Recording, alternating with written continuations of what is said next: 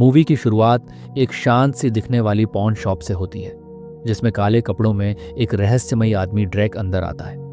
वह धीरे धीरे पूरी दुकान में नजर घुमाता है, फिर मौका पाकर दुकानदार के सामने एक पुरानी एंटीक घड़ी रख देता है। दुकानदार घड़ी देखकर कहता है, ये तो नकली लग रही है, इसके ज्यादा पैसे नहीं मिलेंगे। पर तभी वह नोटिस करता है कि घड़ी अब भी चल रही है, लेकिन वह ज्यादा कुछ समझ पाता उससे पहले ही वह घड़ी टाइम बम की तरह फट जाती है और दुकानदार के साथ पूरा काउंटर ही उड़ जाता है। पता चलता है कि यह सब ड्रैक का ही एक प्लान था। अगले ही पल ड्रैक के और भी नकाबपोश साथी हथियार लेकर दुकान में घुस आते हैं। असल में ये पॉन शॉप सिर्फ ऊपर से एक दुकान है, अंदर पीछे की ओर इसमें कोई गैरकानूनी कामों का अड्डा बना हुआ है। ड्रेक और उसके साथी सारे गार्ड्स को ढेर करते हुए नीचे एक अंडरग्राउंड क्लब जैसी जगह में पहुंचते हैं, जहां ड्रेक मैनेजर को पकड़ लेता है। मैनेजर घबरा कर बताता है, यहाँ कुछ नहीं है, सब आज दोपहर ही हेडक्वार्टर भेज दिया गया है। लेकिन जब ड्रेक सच निकलवाने के लिए उसके दोनों कानों पर गोली मार देता है, तो मजबूरी में मैनेजर उन्हें लॉकरों की पंक्ति के पीछे छिपे उस सीक्रेट रूम में ले जाता है, जिसकी तलाश में वे सब यहाँ आए होते हैं। पूरा कमरा नोटों से भरा हुआ होता है। ड्रेक के साथी बिना समय गवाए सारे पैसे अपने सूटकेसों में भर लेते हैं। उनके बाहर निकलते ही ड्रेक कमरे में मौजूद सारे लोगों को मारने वाला होता है ताकि कोई गवाह न बचे। पर तभी उसका एक साथी उसे रोक लेता है, रहने दो, इन लोगों ने कुछ नहीं देखा। तो ड्रेक भी उसकी बात मानकर बंदूक रख देता है, लेकिन अगले ही पल वह एक ग्रेनेड उछालकर वहां मौजूद सारे लोगों सहित पूरे कमरे को ही उड़ा देता है। थोड़ी देर में लूट के सारे पैसे लेकर वे सब एक तय जगह पर पहुंचते हैं, जहां उनका असली बॉस रोड्स उनसे कहता है, कुछ दिन सब गायब हो जाओ और एक दूसरे से मिलना बंद कर दो, हमेशा की तरह हम बाद में पैसे बांट लेंगे। साथ ही रोड्स ड्रेक को बताता है कि उनका पुराना पायलट अब उनके साथ नहीं है। उनका नया पायलट सारे पैसे लेकर अगले ठिकाने की ओर उड़ान भरता है, लेकिन तेज तूफान की वजह से उसके प्लेन में आग लग जाती है और प्लेन सारे पैसों सहित ही क्रैश होकर बर्फीले इलाके में कहीं गिर जाता है। अब कहानी 5 महीने आगे बढ़ती है, जहां हारन नाम का एक आदमी दूर कहीं बर्फ से जमी झील में मछली पकड़ रहा होता है। तभी उसे पास ही अचानक बर्फ से बाहर निकला हुआ एक इंसानी हाथ दिखाई देता है। जब वह बर्फ हटाकर देखता है तो वह उसी क्रैश हुए प्लेन का मरा हुआ पायलट होता है। हारन को पास ही एक जगह बर्फ में उनका सूटकेस भी पड़ा दिखाई देता है, जो किसी तरह ऊपर आ गया होता है।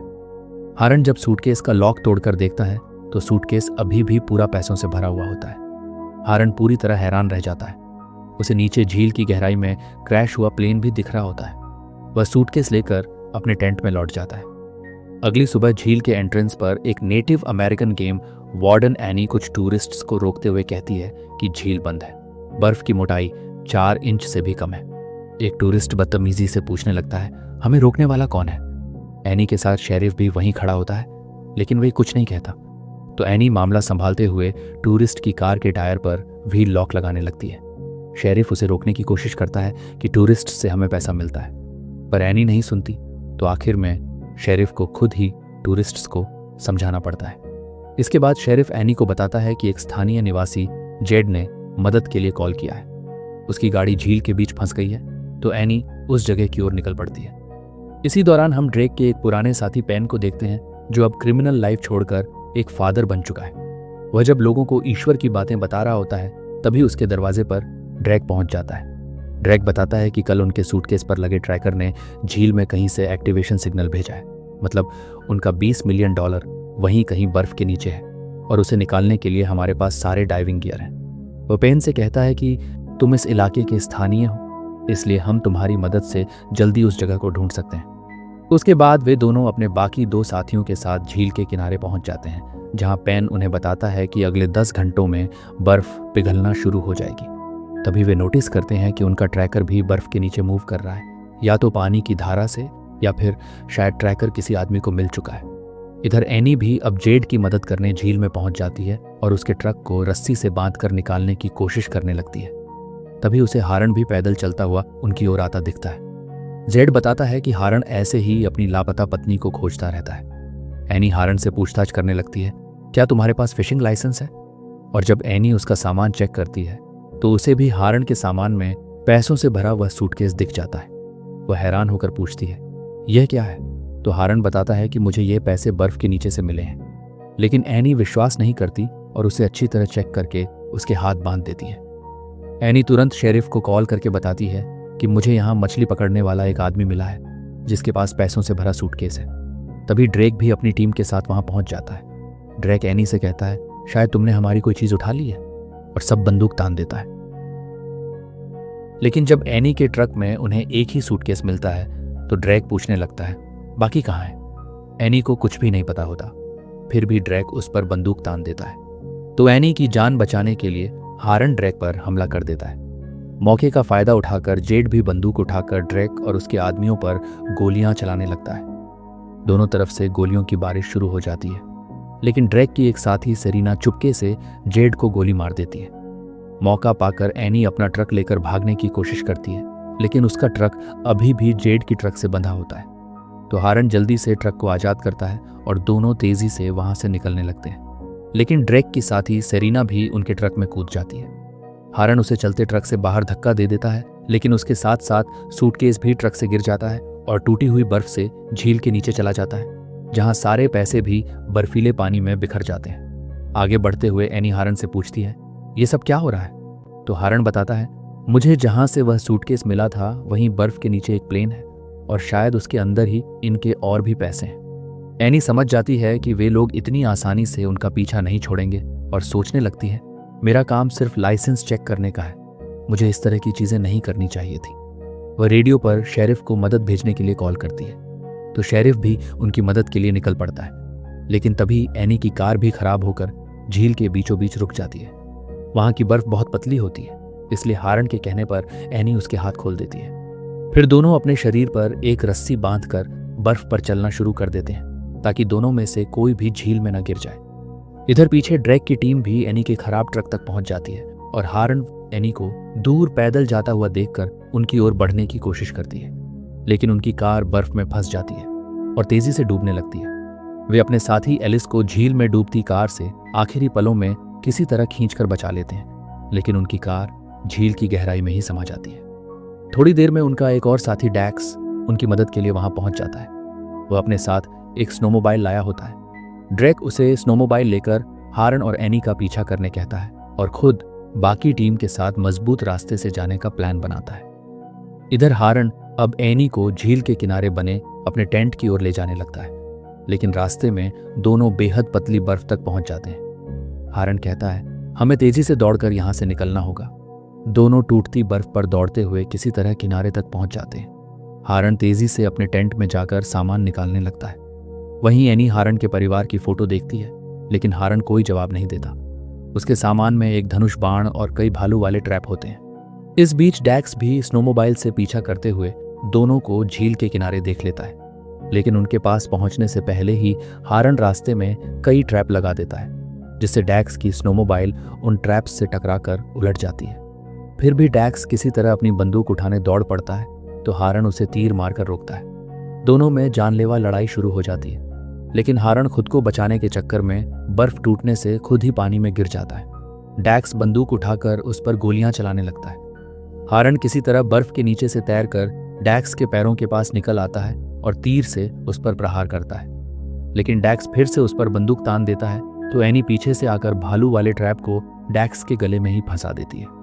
फिर वह तेजी से हारन को पानी से खींचकर बाहर निकालती है और दोनों फिर से वहां से भाग निकलते हैं। थोड़ी देर में ड्रैक की टीम भी उस जगह तक पहुंच जाती है जहां डैक्स बर्फ में गिरा हुआ निर्जीव पड़ा होता है।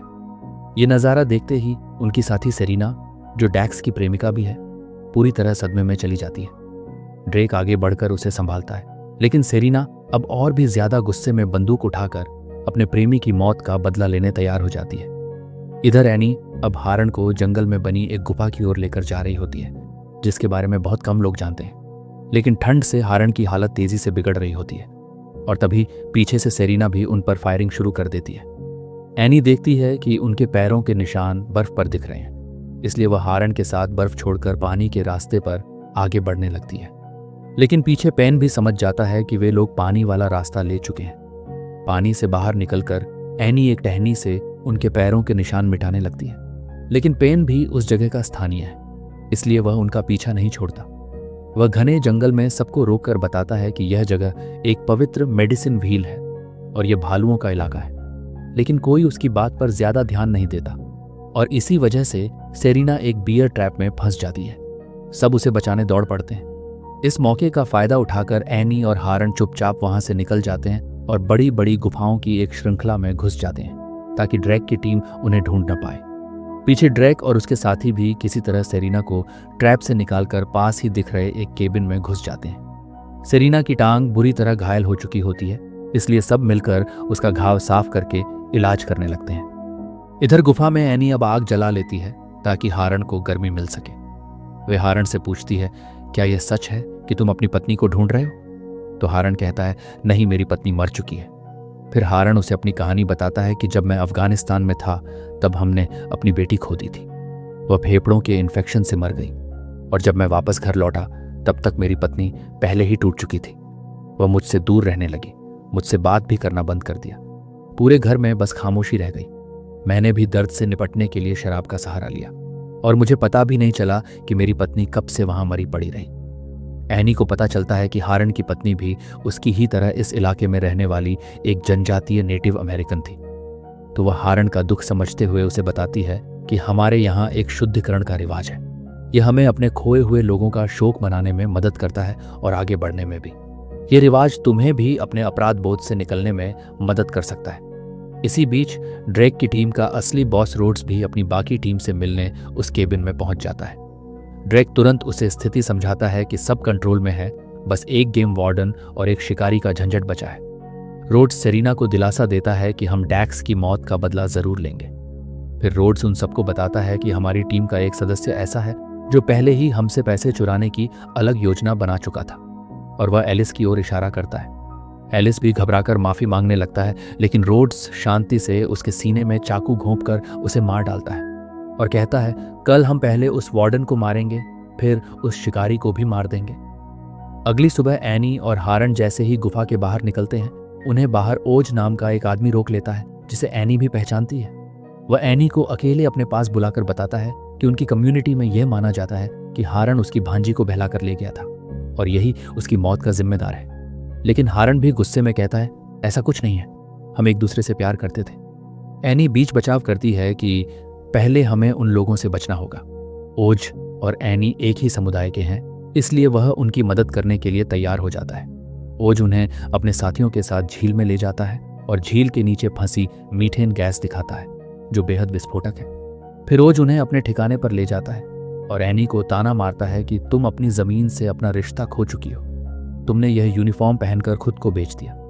लेकिन एनी कहती है, मैं इसे पहनकर अपनी जमीन और अपने लोगों की रक्षा कर रही हूँ। बाद में हारन ओज के पास जाकर कहता है, जो लोग हमें मारने आए हैं वे एक ऐसे प्लेन की तलाश में हैं जिसमें करोड़ों डॉलर हैं। मुझे पैसे नहीं चाहिए, लेकिन तुम्हारी जनजाति को इससे फायदा हो सकता है।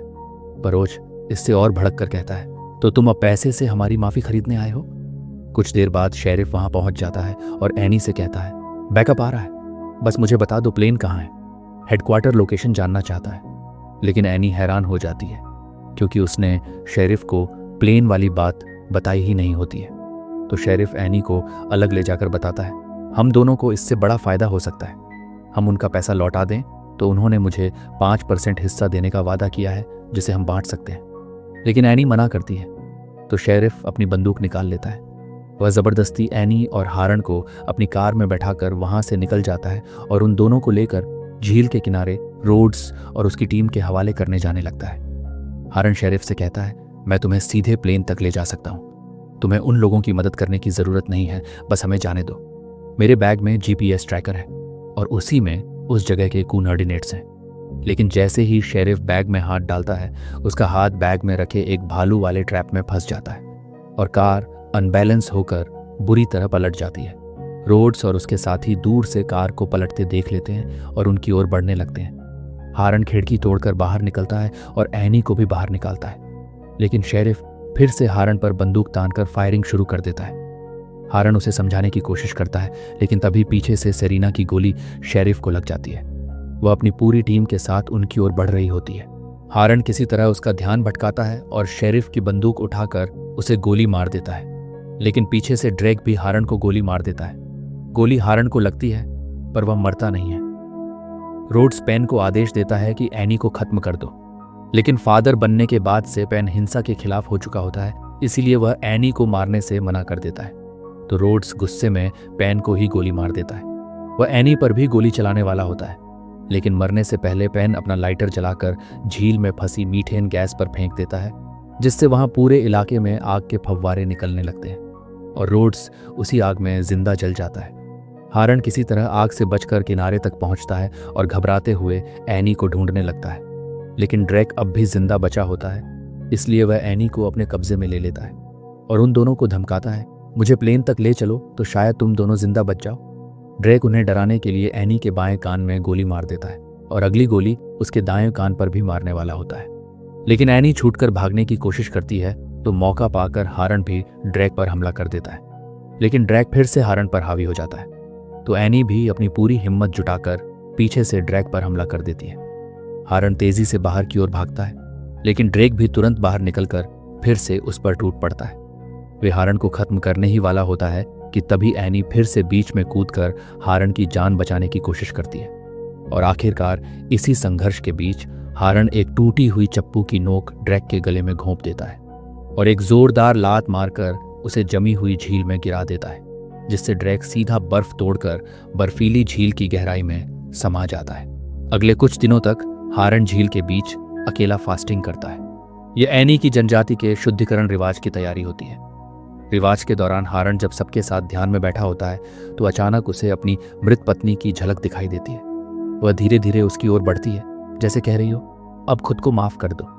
हारन की आंखें भर आती हैं, लेकिन वह दुख भरे मन से उसे जाने देता है और अपने गहरे गिल्ट से आखिरकार मुक्त हो जाता है। कुछ दिनों बाद एनी ओज को बताती है कि पुलिस को हारन की बताई जगह में प्लेन मिल गया है, लेकिन 20 मिलियन में से सिर्फ 4 मिलियन ही मिले। तो ओज भी हैरान होने का नाटक करता है और तभी एनी को सच्चाई पता चलती है कि हारन पुलिस के पहुंचने से पहले ही बाकी पैसा निकालकर ओज और उसकी जनजाति को दे चुका था, ताकि वे लोग अपने समुदाय के लिए एक नया कम्युनिटी हॉस्पिटल बना सकें। अंत में एनी हारन से मिलने झील पर पहुंचती है, जहां हारन एनी की छोटी सी बेटी को झील में मछली पकड़ना सिखा रहा होता है। दोनों के चेहरों पर एक सुकून होता है, जैसे सारी लड़ाइयों के बाद आखिरकार उन्हें अपनी सही जगह मिल गई हो। इसी के साथ मूवी यही खत्म होती है। उम्मीद है आपको कहानी अच्छी लगी होगी। कहानी अच्छी लगी हो तो चैनल को सब्सक्राइब कीजिए। Thank you.